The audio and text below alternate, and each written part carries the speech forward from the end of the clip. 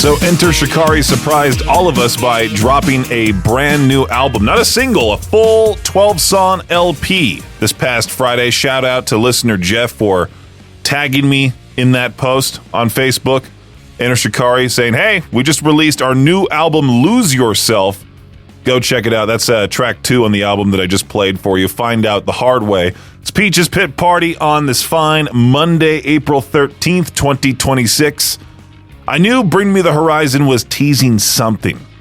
I was hoping it would be a North American tour, and I'm sure it might be in the future, but there was this teaser over in the UK that said, pray for plagues. Nothing else, just that, right? And I was thinking maybe they'll go on this worldwide tour to celebrate 20 years of their album, Count Your Blessings. They're doing one giant show over in Manchester. It's with Static Dress, Dying Wish, Harriet, Car Underwater. Is it Rolo Tomazzi? Is that how you say it? Still in Love as well.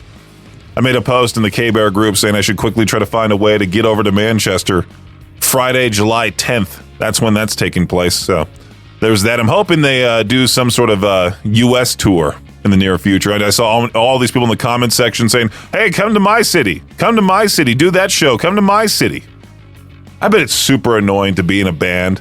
You announce a tour and everyone's complaining about the dates. Why aren't you coming to insert small town here? That kind of thing.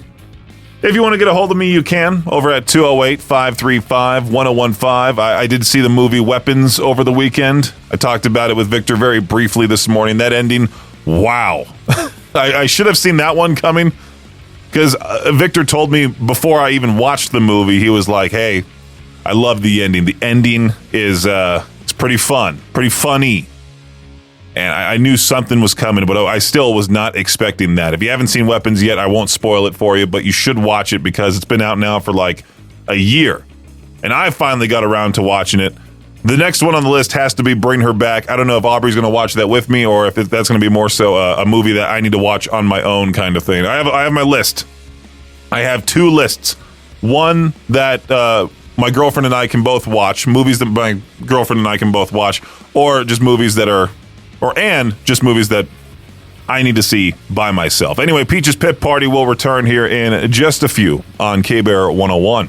Well, let's talk about one of the most overrated experiences on the planet, that is Coachella. First of all, most people don't even know that Coachella is a city in California. They just think, oh, Coachella, what a cute little festival name, like Lollapalooza. Have you ever heard one of those typical LA girls say the word Coachella? It's the worst thing ever. No, Coachella is a real place. It's super hot over there. It's a desert climate. It's only April, and it's about 80 degrees. I saw a bunch of reels over the weekend that reminded me Coachella was happening, and I personally don't ever plan on going to that festival.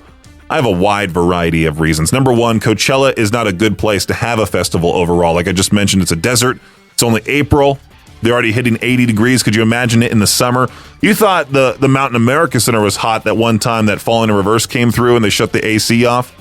Imagine standing like half naked in the desert. You're breathing in dust for 12 hours, sweating through your soul, watching a band you've never heard of.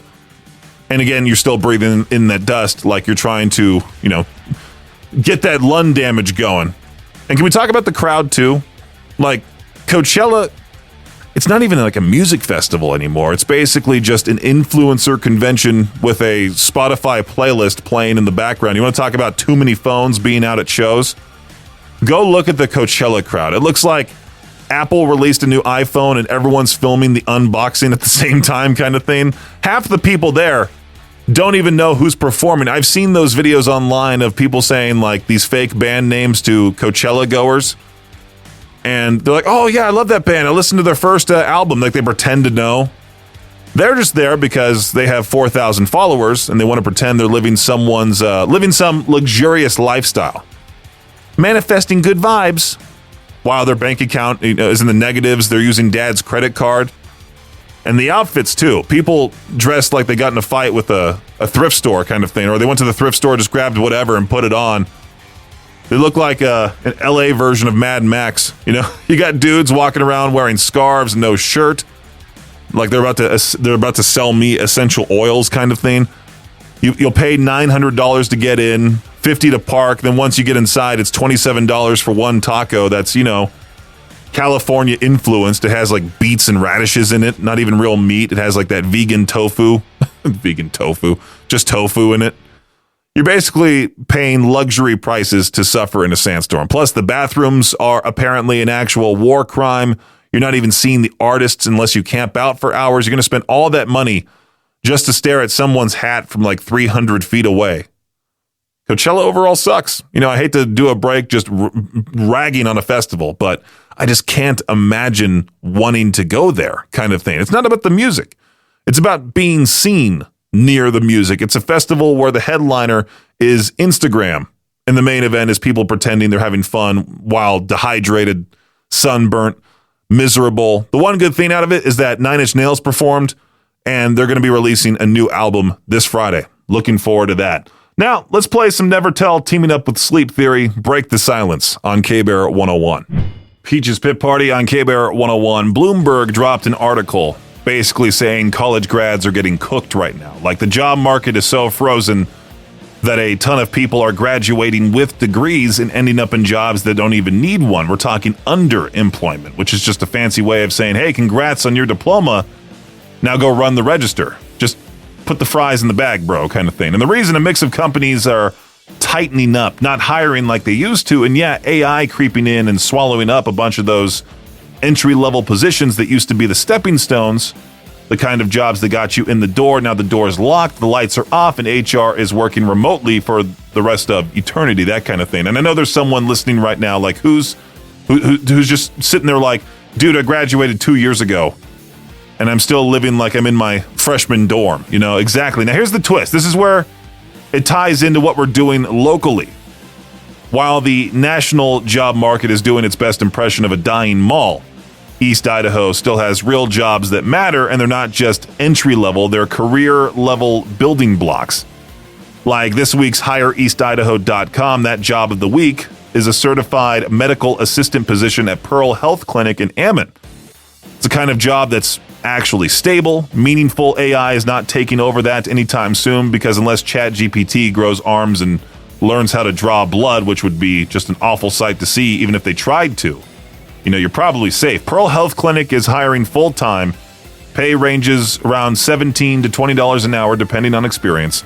And you're doing everything from patient prep to assisting with exams, injections, records, front desk support. Basically, you're the backbone of the clinic. And this is what I keep saying. If the world is shifting and the job market is weird, go where the demand is real. Healthcare is one of those places.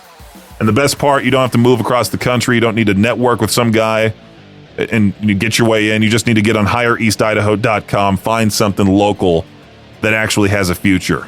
The Bloomberg article might make you feel like the American dream is on life support kind of thing, but again, HireEastIdaho.com, I will always tell people about it. Go there, find that job and many others like it. Local jobs, local companies, always free for job seekers. Again, HireEastIdaho.com. I was just talking about jobs in that previous break and how you should go to HireEastIdaho.com if you're looking for something new, maybe part-time, etc. I was looking here at this article. This popped up right after I talked about that. College mascots, they show up at all kinds of games, but they also show up at various special events around the country. Now, FOIABall.com, that's Freedom of Information Act, has published a study of just how much extra money these mascots make at events. Ohio State's Brutus the Buckeye tops the list with 518 appearances last year, bringing in over $130,000.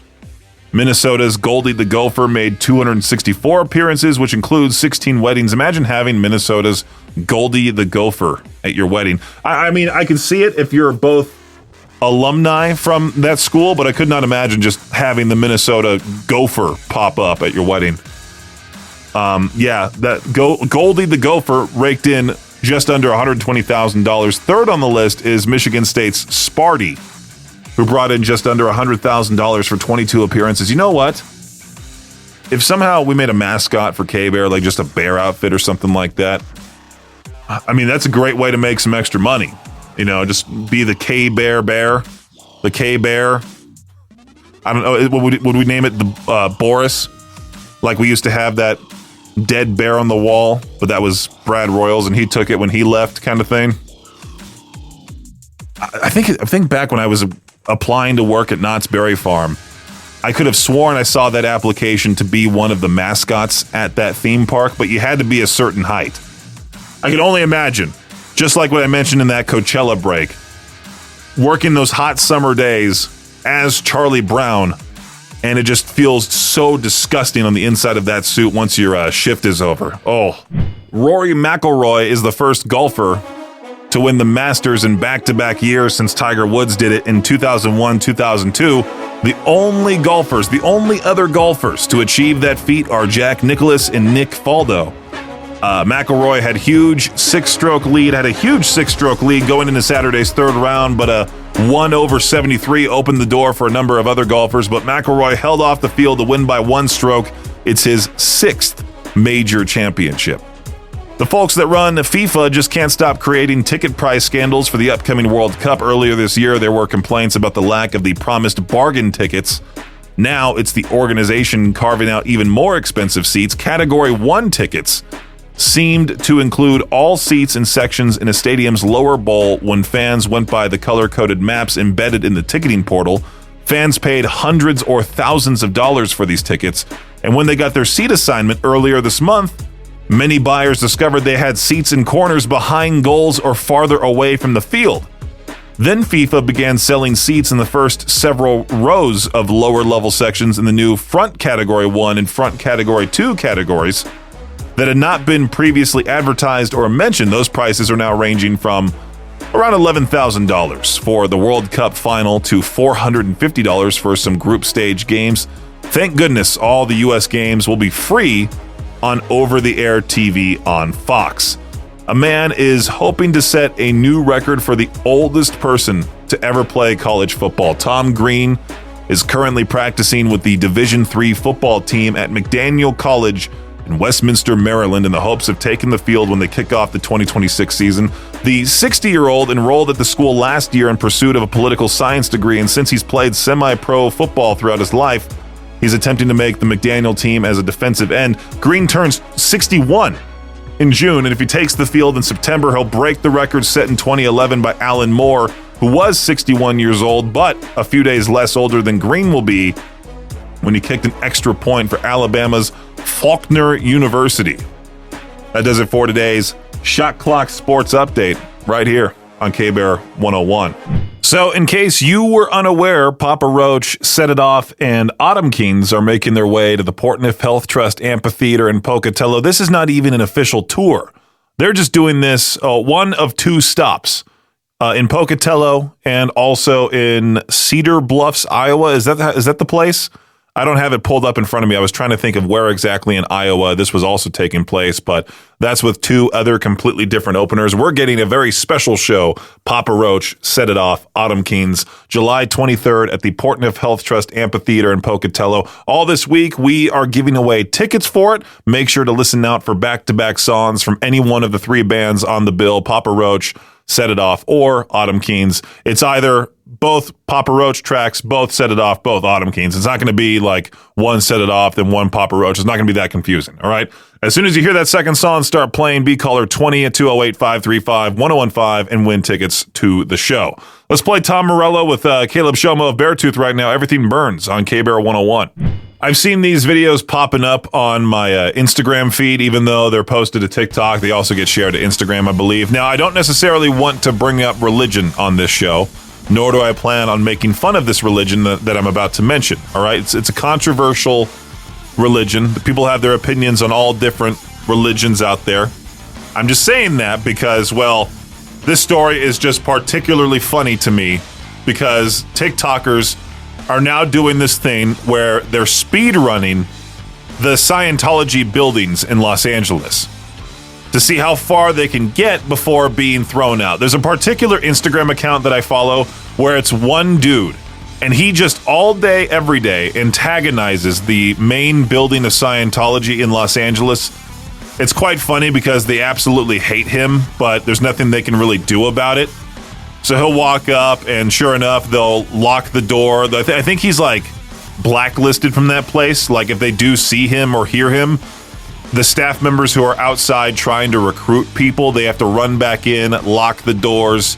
They have to make the windows to where you can't see who's inside or what's inside. They can do that with that building there. It's quite crazy, but these TikTokers, since they have these open doors right there up front, they're doing their best just to sprint inside the building and to see how far they can actually go before a staff member walks up to them and says, hey, get out of here right now, kind of thing. But my question is this.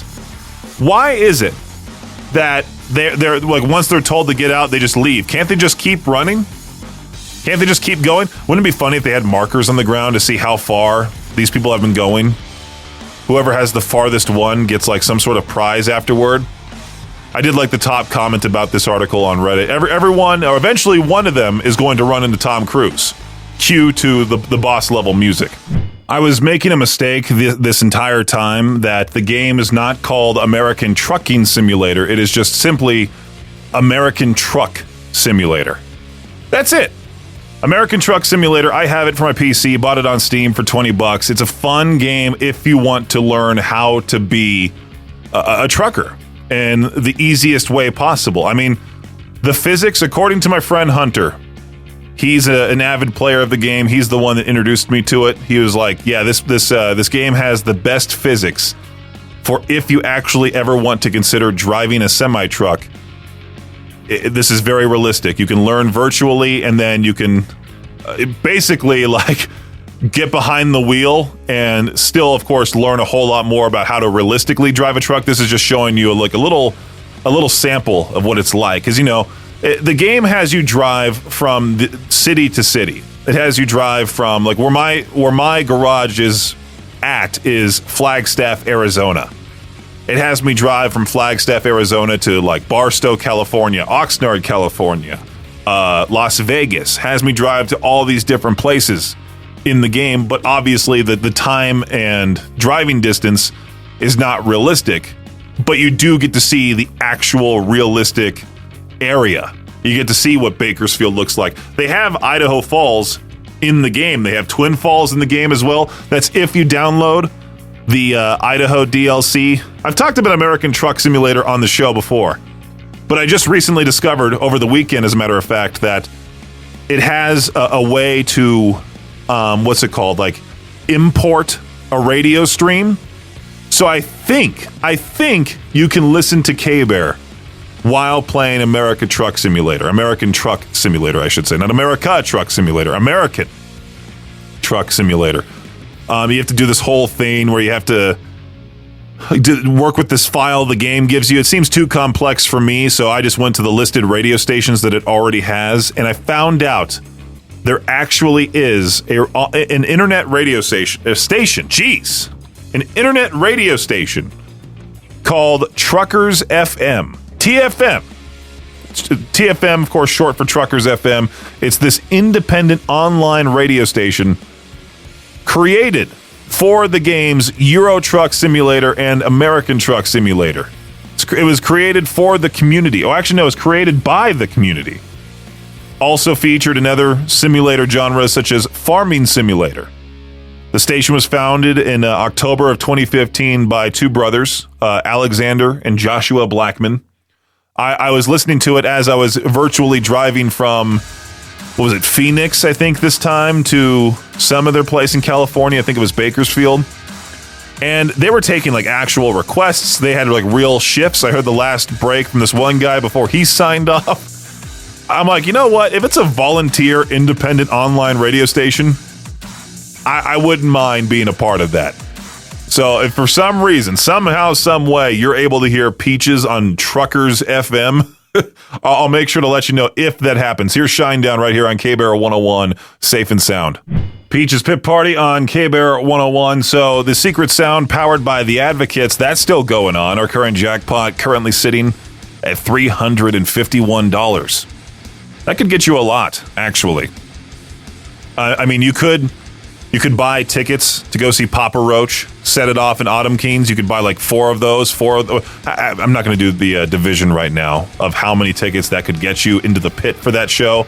But the last time I checked, the pit tickets were going for $95. for that Pocatello show in the pit, I should say, exclusively in the pit. The seats were a bit more. I did see the lawn was about $49, but we're also giving away tickets to that show. So, I mean, you could win tickets to go see Papa Roach set it off in Autumn Keenes live at the Portneuf Health Trust Amphitheater in Pocatello on Thursday, July 23rd. And you could potentially win all this money thanks to the advocates with the K-Bear 101 Secret Sound. And that way that could, I don't know, that money could get you some merch maybe. You know how hoodies are how much hoodies are at shows? They're ridiculous. It's quite crazy how much those hoodies are going for, like $120. $351 up for grabs still with the K-Bear 101 Secret Sound. Now, there's two ways to try to win this. You could just get on the call list that we have, this little form on we have a form to fill out on the page. If you open up the K-Bear app, this is where it sounds confusing. If you open up the K-Bear app, open up the menu, it says Secret Sound right there. Takes you to the page where you can see all the incorrect guesses, the current jackpot, any clues that we will potentially give out. Below all of that, there's a little form. It says get on the call list, enter below. You put in your information. Boom. We can try calling you at that point, which we might do, at some point in the near future. Or you could just simply listen in every weekday morning at 7:05 for the times we'll play the Secret Sound that day. And then, obviously, during those times that Victor says, we'll give out the cue to call, be caller 20, guess the sound correctly, win all the money in the prize pot. Again, a huge thanks to the Advocates Injury Attorneys for helping us out with the K-Bear 101 Secret Sound again. Here's Beartooth with Free on Peach's Pit Party. This story is a little sad and suspicious at the same time. This Chick-fil-A employee by the name of Jaden Cintron, is that how you say it? Jadon Cintron? Is that the proper way to say it? Because his name's spelled Jaydon. He works at the Chick-fil-A in Kinston, North Carolina. He had supposedly found $9,833 in cash in the men's restroom at the Chick-fil-A he's working at. This customer had misplaced 2 envelopes containing that much money. They were on the floor next to the toilet, and then the worker goes, okay, no, this isn't happening. Something's wrong here. One envelope was labeled First Citizens Bank with $5,000 inside, and another was labeled Truist Bank, had $4,333 inside. That doesn't add up to the $9,833. That adds up to $9,333. Where'd the extra $500 go? I don't know, but this guy named Jaden Cintron turned it in. Actually, he didn't keep the money. He just turned it into the Human Resources Department of that Chick-fil-A. And, well, that money got returned back to the owner, and the owner offered him $500 for turning it in. But he still refused it. I would have taken that at least, I think, right? I mean, I don't know. I feel like I would actually just be like, no, you keep the money. I would feel awful. I was just thinking about this over the weekend, as a matter of fact. Anytime you see one of those like missing dog posters and they always try to offer an award or reward for finding the dog, I would never accept that. It would make me kind of upset because I would just want to return their dog and, reunite their dog with the family rather than take a whole bunch of their money. They should keep it, to potentially get that dog chipped or tracked, put a tracker inside the dog or something. Maybe spend a little extra money on the dog, get a nice spa day because it was lost for the longest time, that kind of thing. Oh, man. $10,000 just randomly in the bathroom just sounds so suspicious to me. Like, what was that person wanting to do with $5,000 in an envelope, or $4,333 for another bank? Interesting.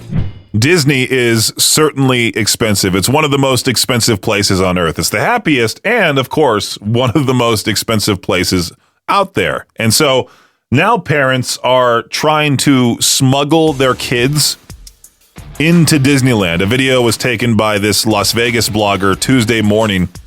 It shows a kid stuffed in the back pocket of a stroller.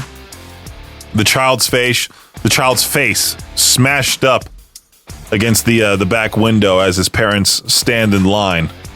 The TikTok video is labeled "Disney so expensive they smuggling kids in." The blogger who took the video told the California Post he was unsure whether the parents' apparent ploy worked The blogger who runs the Sin City born and raised social media account said he figured the parents were hiding the kid because he never came out of the pocket. He said he even thought the kid might be a pet to begin with. Just some person smuggling their chihuahua into Disneyland. I mean, I personally, if I were a Disney executive and I saw this, I mean, I'm pretty sure there's tons of people who have tried doing this in the past who have possibly been caught trying to sneak their kid into Disneyland, and they should feel, sorry for themselves, or feel ashamed, I should say, the executives over at Disney, for having people try to smuggle their kids into a theme park that's catered for kids. There's a lot of Disney adults out there that I'm sure could afford a ticket to the park, but it's for the kids. I mean, come on. Make it cheap for them at least, right? I don't know. Here's some Wage War, Son of the Swamp on K-Bear 101. Hey, now wait a minute. I don't like this guy's last name for today's What the Headline. I just saw what his last name was. Travis Peachy? Are you serious? 51 years old, lives in Pennsylvania. I'm worried because my Uncle Sonny, he's the oldest of my dad's siblings. He's the oldest one in the family. He's 72 years old now. He has always talked about how, my grandpa is from Pittsburgh, and we have a lot of family over in Pennsylvania, and I see Travis Peachy popping up in the news. And it's not for a good story either. No, obviously not. It's for What the Headline we're talking about here. Travis Peachy was injured and later arrested after a homemade pipe bomb he built for entertainment, quote unquote, accidentally exploded outside his home. The device detonated as he tried to disarm it in a shed, sending shrapnel into his face and eye. His wife and 2 children were inside the house at the time. Troopers later found damage to the shed, charged Peachy with multiple felonies, including endangering children, risking catastrophe, and possessing an explosive. It wouldn't be the Peach family without some criminal issues, stupidity. Peachy told cops he built the pipe bomb because they were supposed to have guests over, and he thought it would be entertaining. That sounds like some good old Peach family logic right there. Hey, are you looking for a new job? Well, you should definitely go to hireeastidaho.com. There's that. But also, if you're good at video games, people adept at video games should consider taking jobs as air traffic controllers. The U.S. government has officially said this as it tries to address a shortage of workers in the sector. In a new ad campaign, the FAA, the Federal Aviation Administration, is explicitly calling for gamers to apply for jobs in air traffic control when its hiring window opens next week. The Xbox One logo appears at the start of the video before dissolving into a montage that cuts between images of men playing various online computer games and people, including women, in air traffic control towers looking at their own computers. You've been training for this, is what the ad says. The ad also highlights the salary on offer to controllers, saying it is about $155,000 after 3 years of work. Why couldn't you just put is this one of those stupid things where it's like, hey, for 6 easy payments of $10.99, this product could be yours. Just give me the full total. Give me the salary for the year, per year, Tell me how much I would make per year. Not after 3 years of work, you'll make this to make the number look better. U.S. Transportation Secretary Sean P. Duffy said in a statement that the FAA had to adapt in order to reach the next generation of air traffic controllers. Hey, that 12-year-old that's pretty good at Fortnite, maybe you found your job in a couple of years. Go work as an air traffic controller.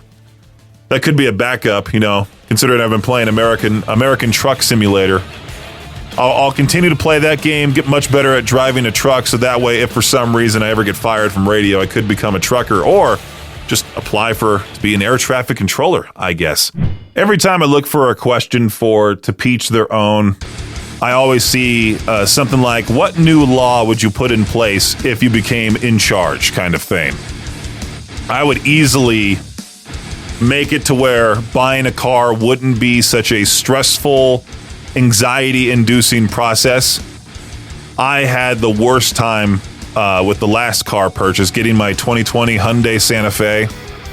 Just because car salespeople, to me at least, they're not honest. Salespeople overall, not honest at all.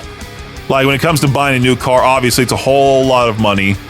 They promise you one thing, but then they try to get you in some other way. And I was reading this article here about how the average new car prices are nearing $50,000 as rate of increase accelerates. Well, it looks like I'll be driving my Santa Fe for quite a long time. And if for some reason that car just ends up failing on me, I'll bike to work or something.